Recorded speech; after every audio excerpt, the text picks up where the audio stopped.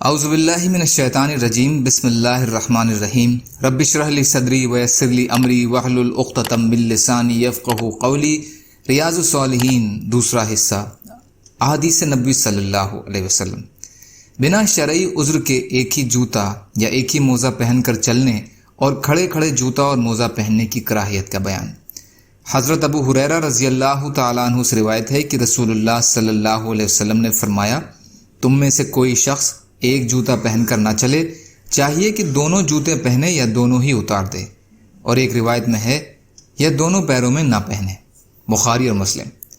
فائدہ: ایک پیر میں جوتا یا موزہ ہو اور دوسرے میں نہ ہو تو اس سے تو لوگوں کو مذاق اڑانے کا موقع ملتا ہے، دوسرا کہ یہ وقار کے خلاف ہے، تیسرا یہ کہ اس طرح چلنے میں بھی دقت ہوتی ہے، انسان کی چال میں بیلنس نہیں رہتا، اس لیے حکم دے دیا کہ دونوں جوتے پہن کر چلو یا دونوں ہی اتار کر ننگے پیر چلو۔ ننگے پیر چلنے میں بھی شرعاً قباحت نہیں ہے، لیکن حقیقت میں یہ ناپسندیدہ ہے۔ انہی راوی سے روایت ہے کہ میں نے رسول اللہ صلی اللہ علیہ وسلم کو فرماتے ہوئے سنا کہ جب تم میں سے کسی کے جوتے کا تسمہ ٹوٹ جائے تو دوسرا جوتا پہن کر نہ چلے یہاں تک کہ وہ اس کی مرمت کرا لے۔ مسلم شریف۔ فائدہ: یہ تسمہ ہمارے آج کل کے تسموں سے الگ ہوتا تھا، اس تسمے کے بنا جوتا پیر میں نہیں ٹھہرتا تھا۔ یہ تسمہ مانو جوتے کو پیر کے ساتھ باندھ کر رکھتا تھا، اور تسمہ ٹوٹ جانے کی صورت میں جوتا پہن کر چلنا ممکن ہی نہیں ہوتا تھا۔ اس لیے فرمایا کہ پہلے ٹوٹے ہوئے تسمے کی مرمت کرائے اور پھر دوسرا جوتا بھی پہن لے، کیونکہ ٹوٹے ہوئے تسمے کے ساتھ ایک پیر ننگا اور ایک میں جوتا ہوگا، جو منع ہے، لیکن کوئی عذر ہو تو بات دوسری ہے۔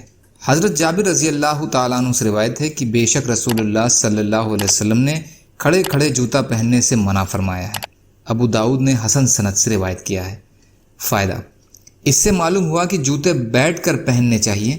کچھ علماء کے نزدیک یہ نہیں تنزیہی کے طور پر ہے، اس بارے میں جوتے پہننے کے آداب بیان کر کے واضح کر دیا گیا ہے کہ کس طرح اسلامی اخلاق زندگی کے ہر مرحلے کا احاطہ کرتے ہیں۔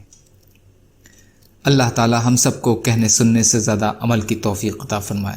یا اللہ، مظلوم کشمیریوں، فلسطینیوں اور جہاں بھی مسلمان پریشان حال ہیں، ظلم کا شکار ہیں، یا اللہ آپ ان کی مدد فرمائیے۔ ہم سب کو اپنی استطاعت کے بقدر اپنا حق ادا کرنے والا بنائیے۔ یا اللہ سچی توبہ کی توفیق عطا فرما دیجیے۔ یا اللہ ہمارے اچھے اعمالوں کو قبول فرما لیجیے اور ہماری بدعمالیوں سے درگزر فرما دیجیے۔